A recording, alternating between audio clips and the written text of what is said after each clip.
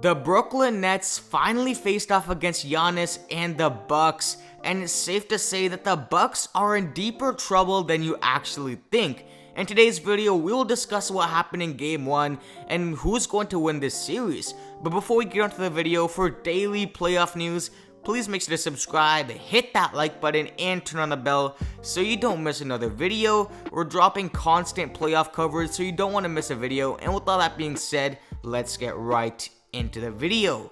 So to start off the game, not even 40 seconds in, James Harden suffers a hamstring injury, and it's just so devastating, but the Bucks were still able to win this game.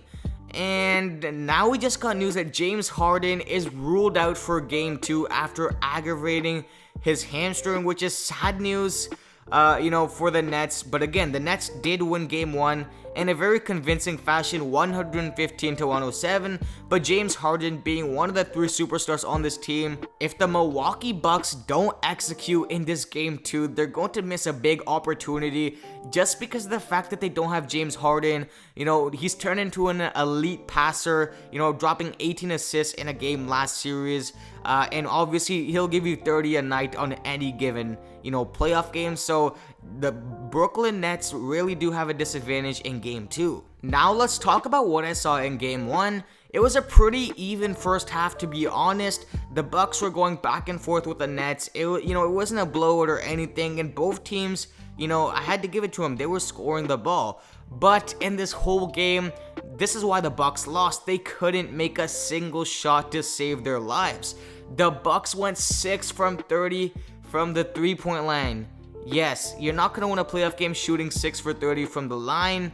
Terrible shooting by the Bucks. Just couldn't get the ball in the hoop. Let's talk about Blake Griffin. He did an amazing job. The announcers were talking about this. His role used to be being a high flyer, getting exciting plays and getting the crowd into it. Now he gets the crowd into the game with other ways, such as a hustle. He had a very nice clutch moment when he, got a jump ball and the crowd was clapping. That was a good moment. Blake Griffin did a decent job defending Giannis. Again, Giannis did have 34 points, 4 assists, 11 boards, 16 for 24 from the field. Don't let that confuse you. Blake Griffin did have some nice defensive stops, and when Blake Griffin was originally signed, I didn't think much of it because he's kind of washed, but now seeing him in the playoffs, he is making a decent impact defensively and hustle, and the effort he's putting in, it's really getting the team hyped up and the crowd into it. Kevin Durant, another good game, 29 points, 10 rebounds, shooting 1 for 4 from the three-point line. Blake Griffin, again, amazing game, 18 points, 14 rebounds. This is what I'm talking about. Blake Griffin's hustle has gone to a whole nother level. Joe Harris hitting some nice threes, going for 5 for 9 from the three-point line, scoring 19 points. Kyrie Irving, 25 points, 8 assists, and 5 rebounds. And James Harden, obviously, he scored nothing in this game. Off the bench, Mike James gave you 12 points, and that's about it for the Nets side. Obviously, you guys see James Harden, I think he would have given you at least 30 to this game. So imagine the score was already 107-115. Imagine adding 30 points to that score. This game would be an absolute blowout if James Harden was in the game, and that's where the Nets, are very disadvantaged in the next game because now the Bucks are going to have a special game plan to execute. Now they know that James Harden will not ultimately be playing. Let's look at the Bucks side. Obviously, PJ Tucker, he should have played more minutes in my opinion. Only 28 minutes, makes no sense. 7 points he scored. Chris Middleton, 13 points, 13 rebounds, shooting 6 for 23 from the field and over 5 from the three-point line. Again, disappointing game from Middleton, honestly. Brook Lopez in the first half, he was doing an amazing, nobody was even attacking him. And then, he didn't play much because his defense wasn't all there. 19 points in 28 minutes. And, Holiday, man, 17 points, 9 rebounds, 6 assists. He's just too inconsistent from the three. He was settling for jump shots, which I don't understand. He shot 2 for 7 from the three-point line, which, again, just, he's been an up and down three-point shooter his whole career. I don't know why he's deciding to settle and just do pull-up jump shots. But again, this game was basically over at the fourth quarter. In the last 5 minutes, all the third and second stringers were playing. So again, not much to this game, but I honestly think that Brooklyn will close this series out in 5 games. It's not going to take much from them.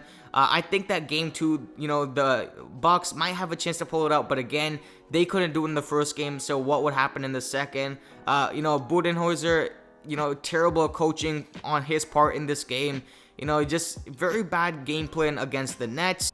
I still see the same thing in the Milwaukee Bucks. I feel like they haven't changed at all in the past 3 years. I think at best they're going to go to the conference finals, which I don't even think that they're good enough this year to do that.